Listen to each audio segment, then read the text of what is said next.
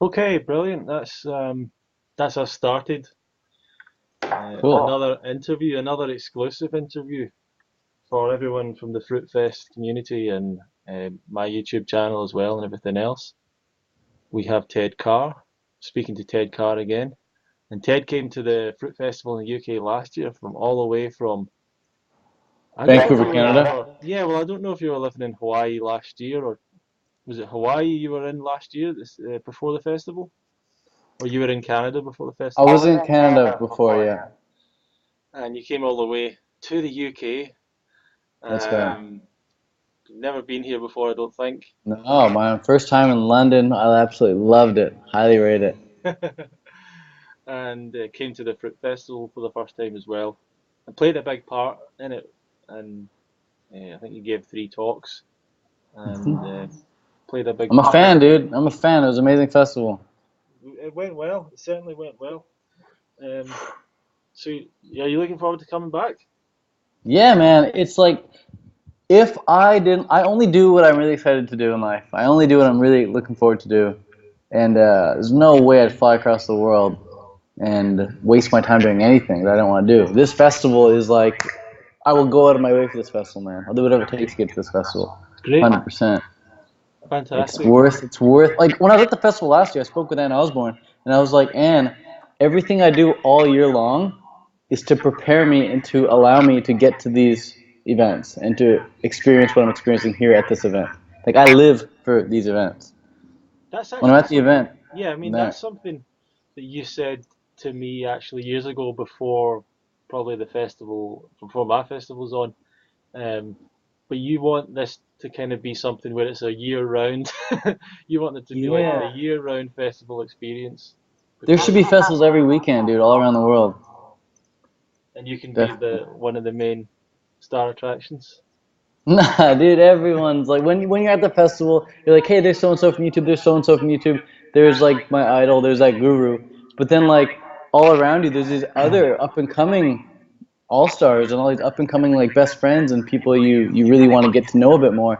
And Sure. like, really cute girls, really handsome boys, really like attractive athletes, really like knowledgeable people that you want to engage with that you've never even seen on YouTube before or anywhere else. They don't have a book, they don't have a YouTube channel, but they've got this aura, they've got this vibe, they've got this essence about them that you're attracted to and you wanna meet. You're like, who's that person, man?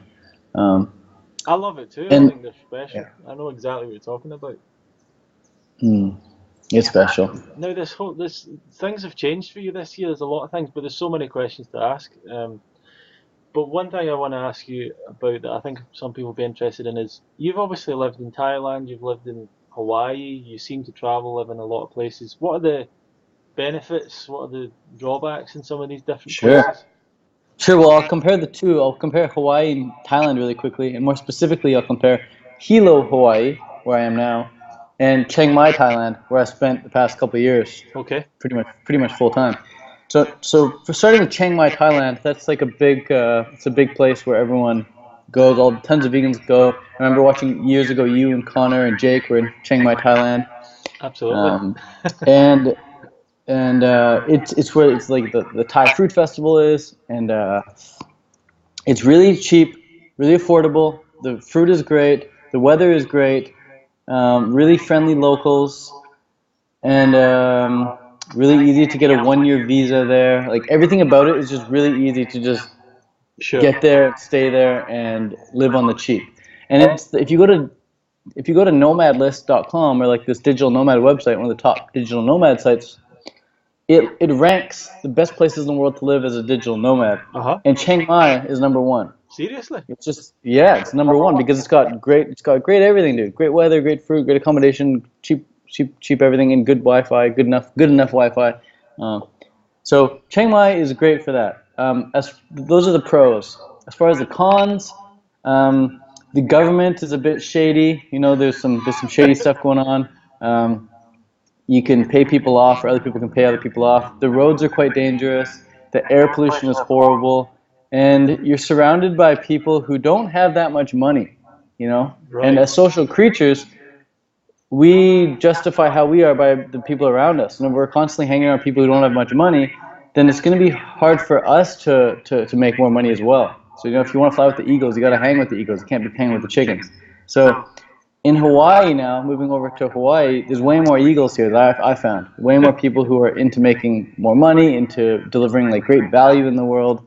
And the air is cleaner here in Hawaii. The fruit is just as good in Hawaii as it is in Thailand, maybe even better. I really love the fruit here. The prices for fruit are pretty much equal. Same price for fruit in Hawaii as the same price in Thailand. Accommodation definitely costs a bit more in Hawaii. But you're in America, the government's a bit more stable, a bit more trustworthy.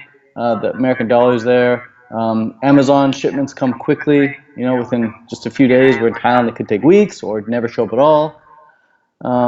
You got great clean ocean here, swimming in the ocean every day. And just in Thailand, there's like a massive network of vegans, but in Hawaii, there's like this tight-knit family of vegans and raw vegans. Like everyone really connects deeply, and like the word love gets thrown around a lot more here in Hawaii than it did in Chiang Mai. In Chiang Mai, it's like, oh, I know that person, I know that person, I know him or her. In Hawaii, it's like, oh, I love this person, I love him or her, blah, blah, blah. Like, it's just much more community knit, tighter knit. So that's my comparison right there of the two. I love Hawaii, and I think I'll be here a lot longer than I was in Thailand. Great. No, that's really interesting. Been to Chiang Mai myself a little bit, but it's a lot more information there for people and a lot of good points, I think, as well. Yeah. The other thing I think has changed for you that I've been watching a little bit this year is you're not doing triathlon anymore, or you're not training for triathlon. So the first time I ever came across you was a video that was you training for a triathlon years ago. I remember that one. Before you really committed to doing a lot of YouTube videos and stuff. So what's happened there? What's been your changes? And you seem maybe you've changed your diet as well. I don't know exactly, but talk a bit more about that. Yeah, I'll talk about my change in triathlon. So triathlon was my life. It was my identity. It was where I put all my money, all my time, all my energy, all my focus. I set goals for triathlon. I visualized triathlon. I made videos about triathlon. I would do whatever it takes. I did whatever it takes to get to the race, healthy, fit, ready to win. And I trained and trained and trained for the goal of winning races. And win races I did. I won a few races. I earned some prize money. I achieved my goals. I raced everything from sprint distance, which is a short distance, all the way up to Ironman, which is the full 10-hour, 11-hour event. For some people, it takes 17 hours. So I've raced various distances. It was my entire life. And then a few things started happening. I got more into YouTube. I wanted to connect more with people, and I really felt like I was delivering value by expressing my thoughts and my ideas on YouTube, getting back all this good feedback from people in the comments and private messages and phone calls and emails. People saying, oh my God, thank you, you changed my life because of all this content you're putting out. I never once really got that from triathlon. No one ever said, oh my God, because you're a triathlete, now I'm a triathlete. But all the time I'm like, oh, you get people saying, oh, because you're vegan, I'm vegan, and because you're raw vegan, I'm raw vegan, because you're fruitarian, I'm fruitarian. So I knew it was really affecting people way more with my activism, I guess, online with YouTube. And I love creating content. I love expressing myself creatively. It doesn't feel like much effort expressing myself. It flows. But with triathlon, it was a constant effort, having to get into the pool, having to get on the bike, having to put in all these hard yards, with the running, with the swimming, with the biking, the weightlifting. And it was all for what? It was like to win races, like just to beat other people. It's like I already did that. I already know I can do it, and I already did it a couple times. And I'm like, I don't really need to do it anymore. I've already proven it to myself and others that I can do it. So what's it all for? And then I just started wanting more energy and time and focus into my creative pursuits. So I just figured, I want to stop competing and I want to put that energy towards creating. I don't want to have to beat others to feel fulfilled. I don't want others to have to lose in order for me to win. So I started making these videos and I put them on. Every video I upload is a win. I'm like, yeah, man, I uploaded that video. It's a great video. Getting good feedback on it. I don't really care about the feedback I get on my videos because I'm like, I'm happy with it. Any feedback's just cherry on top, I guess. And I love the relaxed vibe of being a filmmaker now. There's no stress, no pressure really. Whereas triathlon, there's so much pressure, like pressure I put on myself, I guess, to make sure I win or do well. And yeah, I'd rather be fit enough to be healthy, I'd rather be fit enough to be healthy than to be so fit that I'm unhealthy. Because those are two completely different paths in life. You can be extremely healthy or you can be extremely fit. But I don't think you can be both. I don't think you can be extremely fit and extremely healthy, because there's a tipping point. You become too fit and then your health starts to decline, but at least your performance goes up, you know? Sure. Some of the fittest athletes in the world can drop dead of a heart attack like that. Sure. You know, like their heart's just ripped apart, and they're taking EPO, they're taking so much caffeine, stimulants, all these things, and they just don't have that longevity. I'm in this for longevity. I've always wanted to live over the age of 100. When I was a young kid, I was like, well, I wonder what book I need to find in this library to read to unlock the secret to live over at the age of 100. And I found it in Ann Osborne's book. I found it in 80-10-10. Now I found it all across YouTube. How to be 100 and plus, you know, the Blue Zone Project. There's a few key things you got to do to be over 100. And one of the things you got to do to be over 100 is to move naturally and carefree and in a relaxed manner. You don't need to stress yourself out and go hardcore all the time. Yeah, so I'm in this for the health. I just want to be healthy. That's like one of the number one priorities in my life. Fitness is just like, I want to be fit enough. I want to feel fit. I want to look fit. I want to, you know, inspire people to get fitter as well. But I don't need to be the fittest man in the world to do that. I'm now realizing. So I've got off triathlon and gotten into filmmaking. Has your change been influenced at all by your year of meditation practice, do you think? Has that taken I wouldn't. Did it take No, away any competitive opinion, or? I would say no. I would say the thing that changed the most, honestly, the thing that created the biggest shift in perception for me was listening to this audio recording by this guy named Alfie Kohn. Alfie Kohn. And he's got this YouTube clip. It's like an hour long. It's just audio. And it's called The Case Against Competition. And he just breaks it down and just like talks about how competition, we don't get the best out of ourselves in competition. We get the best out of ourselves when we're in cooperation. So when you're cooperating, when you're creating with other people, you're going to achieve much greater results than if you're trying to compete with people. And I agreed with every single point he made, and yet I was still competing. Like, why am I trying to beat other people when I want to live like the happiest, most joyous, most fulfilled life ever? If I want to live the happiest, most fulfilled life ever, I want to cooperate, I want to create, not compete.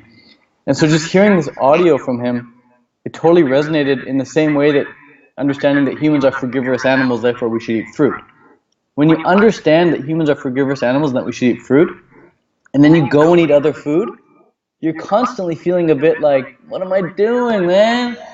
Well, why aren't I living up to what I know is the best? So same thing when I heard that tape, that competition tape, I was like, why am I still competing? I know that there's better things out there. I can cooperate. I can create with people rather than compete. So I don't think it was meditation that swayed me from it, but I think you know, meditation allowed me to be more at peace with myself when I did leave triathlon. Because let me tell you, man, when I left triathlon, my self-image was in cahoots. I was a wreck. I was like, who am I? I'm not a triathlete anymore. Like, what am I? Who am I? And just sitting in meditation, or just being okay with losing that identity, I guess, and just being okay with being still and just being a human being, man. So meditation helped the recovery, definitely. Fantastic. And what have you been doing in its place? You seem to have been doing some weightlifting and stuff like that. Is there any kind of goal around that? I don't have as many objective goals with weightlifting as I had with triathlon. My aim, I'll say, because goals I think are very specific. I think you should be very objective with your goals. But my aim, my desire with weightlifting is just to continue feeling good, continue improving slightly. Every time I go to the gym, make slight improvements, and just to continue to feel good in my body, to feel good with whatever reflection is facing me back in the mirror. And you'll find that when you start working out and you're feeling good about the results that you're getting, the progress you're making, it doesn't matter what other people see in the reflection of the mirror when they see you. All that matters is how you feel. And when I do weightlifting, when I do some cardio, when I'm in the gym, you know, 3, 4, 5 times a week, I feel good about the reflection in the mirror. I feel good about taking my shirt off. So that's important to me, just feeling good about this physical body that that I Sure. have. And and another thing I want to do is just show people that you don't need to be a skinny fruitarian. There are enough skinny fruitarians. I was a skinny fruitarian. I was 125 pounds. I was extremely skinny. And it's really easy to get skinny on a fruitarian diet, but I'm also showing that you can also put on muscle on a fruitarian diet. It's eating food isn't going to determine your muscle size. It's the stress that you put your muscles under that's going to Sure. determine that. So So the question then might come out from that is there is a bit of an argument sometimes towards, or the debate is it better? Because obviously you're talking about longevity as well. Do you feel like eating less helps people live longer? Do you think it's worth yeah, the? Because I know that Robert Lockhart, that's kind of what he says or believes. Other people say, well, that makes sense if you're eating cooked food or bad food to eat less, but wouldn't have as much impact for a fruitarian. Maybe I don't know what you think about that. I definitely think that skinnier people live longer than fatter people. Sure. And if you're eating too much and you're overweight, you're just simply not going to live as long as if you're eating a little less and you were a little skinnier. And there's this fine line, and that goes across. And on one side of the line, it's like, do you really want to experience all these things in life, or do you simply want to live the longest? Because if your goal is simply to live the longest, you want to be 137 years old, break the Guinness Book of World Records, and be the longest living human in history, then you're definitely going to have to live in somewhat of a bubble. And you're just not going to, risk certain things. You might not go on a certain hike in case you fall over and die. I'm willing to risk my life doing certain things. I'm willing to jump, from building to building. I'm willing to do some handstands here and there. I'm willing to, go through the jungle and maybe get attacked by a tiger or something. I'm willing to swim in the ocean and maybe get attacked by a shark. I'm willing to die for an adventure. And part of the adventure I like to go on is to lift heavy weights and come home and eat enough food so that I can put on muscle at this stage in my life. Sure. When I become Robert Lockhart's age, maybe when I'm 67 years old, I'm not going to care about having bigger muscles. I'm not going to care about my fitness at all. All I'm going to care about is flexibility and breath work and meditation, perhaps. So maybe by the time I hit age 60, I'm really going to laser in focus on, let's try and get to 120 years old or something like that. But at this stage, I'm 27, dude. I'm 26. I'm a bit young and reckless. I don't really care. So what else are you working on at the moment? Your people are probably quite, but the people that come across you probably want to know more about your lifestyle because you're living in one place, you live in another place, you seem to do what you want. So Mhm. what is it you work on? What's your daily life like? Do you have a schedule? Sure. Well, something people want to know is how I make money, and I make money through three or four main avenues. One way I make money is I edit videos, editing videos for people. They send me the clips, I send them back the edited video. They send me the cash. And another way is to do coaching. So I do Skype coaching. People hop on a Skype call, and we talk like this for an hour. It's mostly me asking them certain questions, and them answering back, and then seeing how they can improve their life. Hmm. Just success coaching, success mentoring, lifestyle mentoring, helping people transition to raw veganism, that sort of thing on Skype. And then another way is through selling ebooks, and another way is through speaking at these events. Hmm. Another way was in the past I was selling a bunch of fruit. I was buying wholesale and then selling wholesale. I no longer do that. And then another thing I did in the past was personal training, meeting up with people in real life and doing personal training. I also do photography shoots with people now too. Yeah, I was Just seeing that as well. shoot some models, so that's Yeah. fun. Yeah, Um, you came under. I probably won't mention this too much, but I did see some videos where someone had put you under a bit of criticism for what you were promoting in your life. I Your haven't seen that lifestyle. video. I don't think I've Yeah, seen it. I know you didn't. Yeah, I remember you telling me you didn't watch it. But it's really weird to see, obviously, that people maybe watch your videos and then they create an idea about you and. Yeah. Yeah, briefly, I forgot another quick way to make money is just through ads on my YouTube videos. So when people see all these videos I'm putting out, most of the videos I put out are about, meditating, getting to bed early, eating fruit, getting some fitness in, and just having a positive mental attitude. These are like some topics I like to talk about. And then every now and then, I put out a little more artsy video, maybe with some girls or some guys in it or whatever. And it's just not your average video. And then people are like, whoa, this isn't like the Ted that I knew or whatever. And I'm a human being. I express myself in various ways. And when people meet me in real life, they see that I listen to like heavy metal or some rap music or something. They're like, oh, that's not the Ted I had imagined. It's like, well, that's nice. Like, there's a lot more to me that I'm not going to show on YouTube all the time. So I just so happen to record certain things and put on YouTube. But yeah, I'm always trying to be new and evolve and grow into something else. So more changes are coming. Brilliant. Yeah, I mean, I think people don't get it as well as if someone's living in Chiang Mai. I know it's different in Hawaii because someone was saying to me, how are there all these vegans living in Chiang Mai? And you say, well, they don't really need that much money to be there. Oh. People are just saving up money and going out there for like 6 months, a year, 2 years even. They don't need that much cash to live out there if they want to.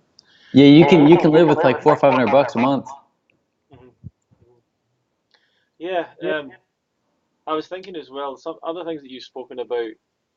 You've spoken a lot on your channel about nofap, and you've spoken about almost like the opposite of nofap, like polyamory. So how does that all marry up? So marry up. I like that marry up. Polyamory allows you to. Well, first of all, what is polyamory? Polyamory definition of it is many loves. Amory meaning love, and poly meaning many. Sure. So when you say that you're polyamorous, or when you act in accordance with polyamory, you allow yourself and you allow your partner to love whoever they want, whenever they want, however they want. All right. So however they want. That's a key point there. Ronnie, I love you, right? But Okay. I'm probably not going to be intimate with you. Maybe one day, but not right now. So that how is huge. So I'm allowed to go hang out with you, right? And if I had a girlfriend watching me hang out with you, she probably wouldn't be jealous, right? Because I'm just hanging out with Ronnie. So if you replace Ronnie now with another girl, a really beautiful girl, my girlfriend still shouldn't be jealous about me hanging out with you, right? Okay. It's just me hanging out with you, and I just so happen to love you as well. Okay. Okay. Now, if I happen to get intimate, whoop-de-doo. What is intimacy? Intimacy is just another level of connecting, right? One level of intimacy is eye contact, another is holding hands, maybe hugging, maybe kissing on the cheek, maybe kissing on the lips, maybe giving a little hickey, moving down a bit, going south. Next thing you know, you're in. That's just different levels of connecting. Right. And it's, at the end of the day, it's just sex. There's people play acro yoga all the time, and then next thing you know, from acro yoga, you go into the bedroom and you're connecting on a deeper, intimate level. Sure. So polyamory just allows you to have the ability to do that with whoever you want, however you want. It doesn't mean that you're going to go do that all the time, though. Definitely not. In fact, when you're poly, knowing that you at least have the ability to do that, almost like shuts off your strong desire to do that. Now, what do I mean by that? I used to go for these long audiobook walks. Like first thing in the morning, I wake up, I go for a 3-hour audiobook walk with no food. I'd be walking 2 hours into the walk. I'd be like, oh my god, I really want some food. I'm kind of hungry now. I'd finally get home. I'd be like, oh my god, eat. Finally, 3 hours, I'm eat. But then I started carrying a banana with me. I had a banana with me during my 3-hour walk. The whole 3-hour walk, I was never hungry because I knew I had that banana. It's there if I want it. So I'm like, it's okay, I got it if I want it. So allowing yourself to do something sometimes allows you to succeed with actually not doing that. So in an exclusive relationship, where you're not allowed to look at another woman or to be with another woman, it makes the guy or the girl kind of want to break free and experience that, So do you think that at the same time it's like have your cake? It's like the phrase is just maybe not appropriate, but have your cake and eat it too. Where it's like I want to have my relationship and the stability of that, but I also want to have yeah, dude, sure. something else that usually doesn't come along Sure. in a relationship. So you're trying to have a bit of everything. Is Is it? Why not? Does Why it not? work? Does it work as well as that for you in your experience? Yeah, it depends. So polyamory is not really widely accepted in our culture. So I'm Sure. one of the very few people I know who's practicing polyamory. There are very few people that I know practicing it. I know there are a lot of people practicing it, but very few people that I personally know who are practicing it. Um, and so a lot of the times I get into a relationship, I need to explain it to the girl. And the first time you hear about polyamory, the first time you practice polyamory, it's not going to be as smoothly, it's not going to run as smoothly as like the fourth or fifth time you practice polyamory. You just get better at it the more you practice it. Better at it in the sense that you don't feel jealous, you understand how to share, you understand like what kind of questions to ask, what kind of questions not to ask, what kind of ways to feel, etc., etc. Um, so yeah, I seem to be less jealous when the girl I'm with is with someone else, whereas the girl that I'm with seems to be a little bit more jealous when I'm with another girl. That's the way it's been in the past, at least. Anyway, because I simply have more experience with poly than some of the girls I've been with. But leading back to your initial question about nofap, Sure. and then how does that match up with polyamory? Nofap is about not blowing your load, not masturbating, not blowing your load, not watching porn for the most part. So when you're not masturbating all the time, when you're not watching porn all the time, you stop associating women with sex, like just immediately like woman sex. And you start to see more of like the holistic beauty in the woman, more of like that feminine goddess in her, rather than just seeing her as an object for sex. And rather than seeing her as a way of getting off. So I'll still engage intimately with a woman, I'll still have sex with women, but I don't orgasm, I don't finish. And because I don't finish, I'm approaching sex with a whole different attitude. I'm approaching it with a whole another goal. And the goal in mind is just to connect. I'm not there to go boom, boom, boom, boom, boom, boom, I explode, I fall asleep. I could do that in 2 minutes if I wanted, but I'd rather just connect with the girl and connect with her for quite a bit long period of time and then just lay there and be with her afterwards rather than just fall asleep immediately after. So that's Interesting. how No, it's good that to hear. works. Yeah, no, it's good to hear. Good to hear your thoughts and all Might that. be TMI, might be too much info for some people out there, but like I said, I'm 26, 27, I'm at this age and I don't mind talking about this. I've talked about it on my YouTube videos many times, but I'm sure there are people out there right now who say Do you cringing, they think don't it want to hear it. helps? So Do you think it helps the fact that you're on YouTube? Do people feel like they already know you, kind of thing? it helps me express it because I've already expressed it. Sure. Having expressed it once allows me to find it easier to express it again and again and again. It's all confidence comes from exposure, successful exposure to something. So Brilliant. I've successfully gotten away with making YouTube videos about it. I can talk about it freely now. Yeah. I don't know if it helps the person listening. The person Sure. listening needs just as much exposure listening as I have Sure. expressing. So Sure. We'll bring it back to where it all started, I suppose, with the diet and with raw veganism. In your time, can you tell me some of the big myths that you've heard that you've realized maybe aren't true, or things that you think is maybe sure. dangerous information going around? What? Yeah, yeah. I'll address one of them right off the bat, and this is like a big one because it's affected me personally. It's affected my friends personally. It's affected everyone in the community really talks about it, and that is the teeth issue. People think that if you start eating fruit, your teeth are going to rot. And that's simply not true. My fruitarian dentist friend just left. He was here for 3-4 days, Joe. He's here. He's brushing his teeth 3 times a day. He's flossing his teeth 8 to 12 times a day. Never had a cavity in his life. He's been fruitarian for a couple of years now. And he just mentions, he's like, you get cavities because you don't take care of your teeth, not because Sure. of what you're putting in your mouth and swallowing. Sure. What you put in your mouth and swallow doesn't have anywhere near as much of an effect as your oral hygiene. Are you brushing? Are you flossing? Are you rinsing? How are you taking care of your teeth? People think that if you eat fruit, that you're going to rot your teeth. But what typically happens, the reason fruitarians typically have worse teeth is because in general, fruitarians are more hippie-like. Fruitarians are more likely to be barefoot. More fruitarians are more likely to not have their shirt on. Fruitarians are more likely to be out in the sun all the time. Fruitarians are much more likely to walk around naked under waterfalls. fruitarians are much more likely to copy other animals in nature. Because every other animal in nature eats raw food, fruitarians think every other animal in nature doesn't brush their teeth, I'm not going to brush my teeth either. And I fell into the same camp. I was the same way. I was like, I'm not going to brush my teeth, and if I do brush my teeth, I'm not even going to use toothpaste. That's how natural I'm going to take it.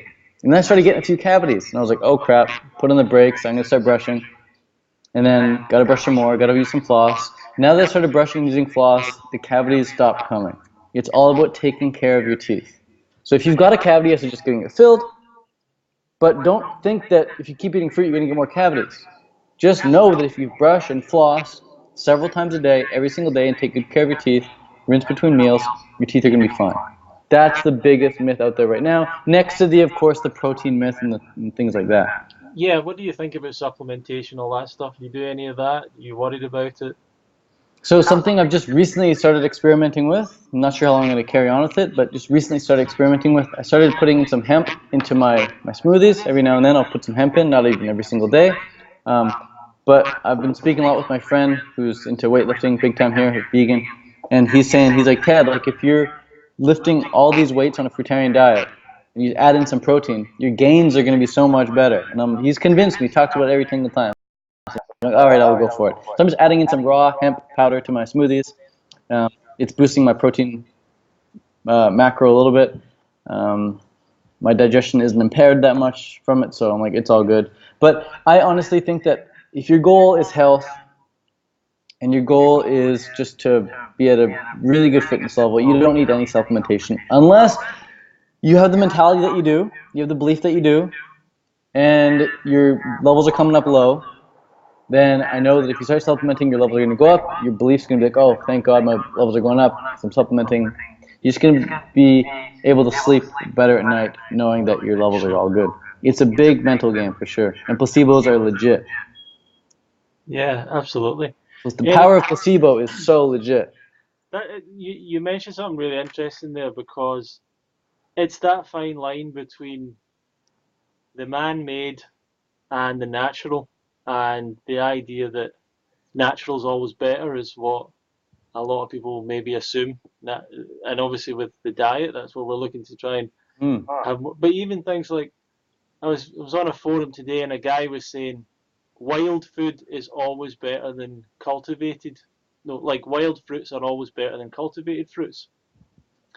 And I was thinking to myself, well, what do you actually mean by that? You know, how are you measuring? Are you saying that it tastes better? Are you saying it looks better? Are you saying it has, what specifically do you mean? People just want to believe something that's wild and natural is just better. It's just better. Straight up better. Yeah. And you don't need any of this, any man-made stuff and all the rest of it. And there's pros and cons to everything. You got to realize that there's pros and cons to everything. There's a pros and cons to a fruit diet. Yeah, but I can tell you the cons of a fruit diet as well, man. But yeah, I mean, a lot of the people who are online and on forums have never been to any of these festivals or events. They probably never met a substantial amount of other raw vegans to actually share their history or share their story with. And you kind of think, where are you getting this information? You know, they're just getting information from, I don't know, old books and things that don't really have, that no one's really verified and stuff like that. So I don't know. It's something.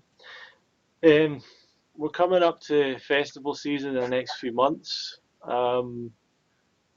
Woodstock, the Danish festival you're going to be at. I'll be at the Danish festival. Yep, I'll be at the UK Fest. I'll be at the Woodstock Fruit Festival. They're the three main ones. Mm-hmm.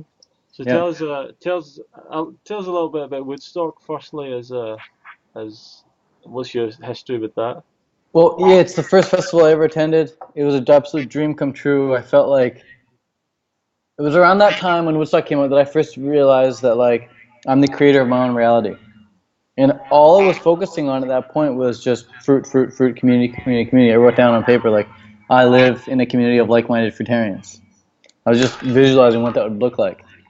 Then like a couple months later, Mike Arnstein releases this announcement saying, hey, we're going to have the Woodstock Fruit Festival, and Dan McDonald's going to be there, Doug Graham's going to be there, Freely's going to be there, Harley's going to be there. And my jaw hit the floor. Like, I can't believe it. Sign me up now. Pay whatever it costs. Just get me there. I'm pretty sure I paid it on Visa. I couldn't even afford it. I was like, let's just go into debt on this. Let's just get there. So I showed up, and it was an absolute dream come true. And I've been every year since except one. 1 year I missed because I was in Thailand. Had just arrived in Thailand. I wasn't going to fly back to New York for just a week, but would have been worth it. Had I flown back from Thailand just for that week, it would have been worth it. Woodstock Fruit Festival been the best week of my life every single year in a row. Best 7 days in a row. It's amazing, man. I even went for that 2 week festival 1 year. Can you imagine that? The Woodstock doubled it up 1 year. It went Yeah, I 14 was there. days. Yeah.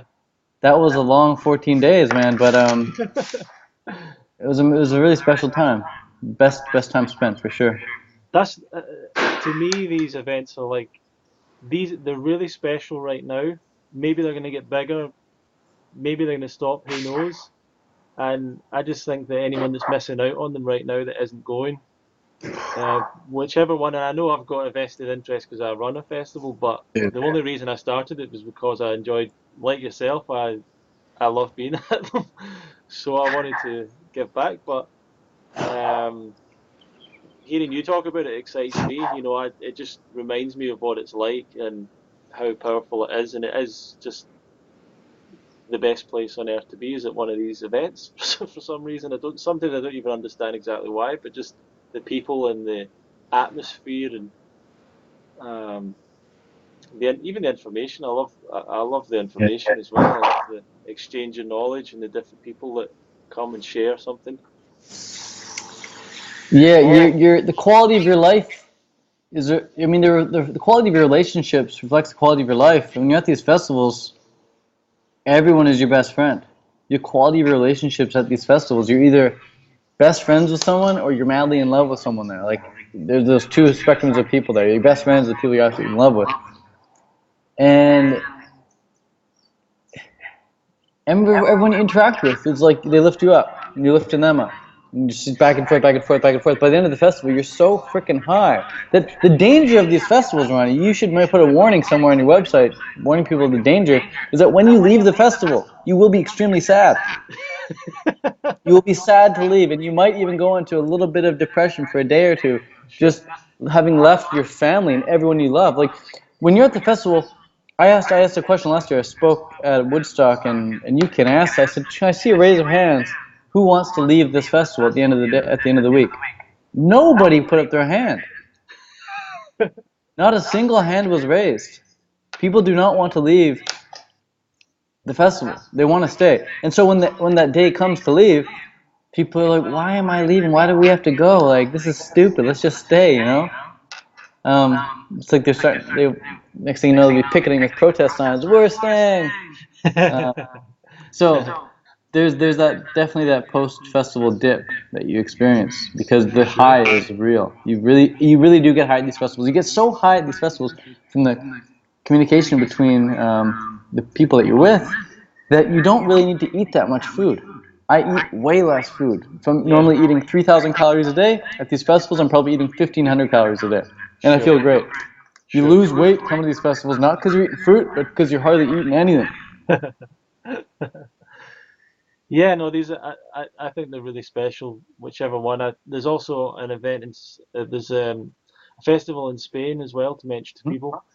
I'm trying to think of there might be some others. There is a raw vegan festival in Sweden that is not quite the same thing, but Okay. there's a few other places that there's raw events. I think there's actually Austin Fruit Festivals going on right now. Yes, yes, yes, Austin. yes, If people are in yes. Austin, then Austin Fruit Fest with Con and Brittany. yeah, with Connor and Brittany, absolutely. Yeah. Okay, brilliant. Last And then one, I Dennis. just want to mention something too. I just recently started brainstorming with my friend Andy, Andrea Page. She's this holistic healer, beautiful woman from Bali, and her and I are actually putting on a 3-day workshop in Amsterdam between the Danish Fresh Food Festival and the UK Festival. That little weekend in between. I think it's Oh wow, July 28th, 29th, and 30th. The 3-day little workshop seminar there. So fantastic. for people who want to come and just immerse themselves for 3 days in Amsterdam with myself and Andy and just focus on health, fitness, relationships, then that's the place to come. Brilliant. There's definitely an 8 to 10 10 community out or raw vegan community out there as well. So there's definitely been a number of people that have been interested from there. Yeah. Um, Yeah, so the UK Fruit Festivals, I just want to mention there, it's the 2nd to the 6th of August, and if you want to come and Ted's the person that you're coming to see and meet, and he's the person that inspired you, then there is a discount code attached to it's Come Fruit Yourself. And if Hmm. you want to register and come to the festival, you can go to fruitfest.co.uk/registration and you'll get a significant discount with Ted's code. And we'll even make it if you sign up in 7 days after this video gets put up, we'll make it an even better discount for everyone, so Cool. it's even more. So if anyone wants to take advantage of that, and you're coming to see Ted, and I just want to say to anyone who's only met Ted online or seen his videos on online, um, uh, that Ted really played a huge part in the festival last year and was really important to the whole thing. And a lot of people were very impressed by his not just his talks, but how much he put into it, how much he helped people, how many questions he answered, and so on. So he's the real deal. So thanks a lot, Ted, for being part of it. You're running. What are you doing in the future? What's happening next? I know you've got a lot of things you're working on. Got a lot of things I'm working on. I guess the big thing now is just like I want to put together an amazing video, amazing movie, maybe perhaps a documentary, put together some short films, and just focus on filmmaking as well. I'm working on this app right now, an app that's going to bring people together in real life or on Skype if they want to meet on Skype instead. But the purpose of coming together for teaching and learning things. So bringing together people who want to learn something with the people who actually want to teach it. Specific things like how to start your own fruit festival, or how to eat a fruitarian diet, or how to use one of these cameras. Like just specific things, Yeah, bring people together so they can teach and learn from one another. So and that's it's a fun. great idea because it just that's sometimes what you need is just someone. It's you can look on Google, you can look on YouTube, Mm. but if you have someone that's there with you, you can answer. You can get very quickly the questions answered. That you can get going with it. It's Much more natural, dude. Way more natural for you to point or hold my hand and tell me exactly where to go, rather than Googling something and reading instructions. I personally suck with instructions. I love an example someone can set for me, so that's what this app is all about. fantastic. Uh, Brilliant, Ted. I look Cool. forward to seeing you in a few months' time. Yeah. Everyone get to one of the festivals, support them. Whether it doesn't have to be UK Fruit Fest, but there's a number of events around the world, and getting together with people, sharing ideas, and then starting to spread it around the world and spreading it and sharing it to other people. That's the only way that this message, this movement is going to get out there Yeah. and make this world a much better place for everyone. It is important. If you're out there and you don't have a purpose in your life, there's a purpose right there to try and spread Yeah. more of this information. I, Get out and and share it. I just want to say, Ronnie, the last thing here before we go, that I've met the love of my life at these fruit festivals. I've met the best friends I have now at these festivals. The house I'm living at right now is because of the people I've met at the festival, like a direct invite when I was at these festivals. Hey, come live in Hawaii. Like, I wouldn't be who I am right now staring at this webcam if I had not gone to these festivals. Yeah. Period. End of story. Easy, simple. Go to these festivals, your life will change 100%. Yeah, if you want to have, I mean, the reason I have a friendship with Ted, the reason I have a friendship with so many people that we know in common, and I know a lot of the people that you're staying with, and we know a lot of people in common. The only reason we have a friendship with all those amazing people, and they're brilliant, fantastic people, is because we both went to these events and went to Because we them bought again the and ticket. again. What's that? Because we bought the ticket. That's it. Yeah, and committed to go and become part of it. Yeah. Okay, fantastic. It's great Cool. to speak to you again. And everyone check out Ted at Fruit Living on YouTube and Fruit Living on website as well, .co.uk.com, sorry, fruitliving.com or and Yeah. Yeah. Tedcar.ca. The new and improved. tedcar.ca. Fantastic. Cool. All Uh, right, man. yeah, so share this video with other people and thanks a lot for watching, everyone. Bye, bye. Peace.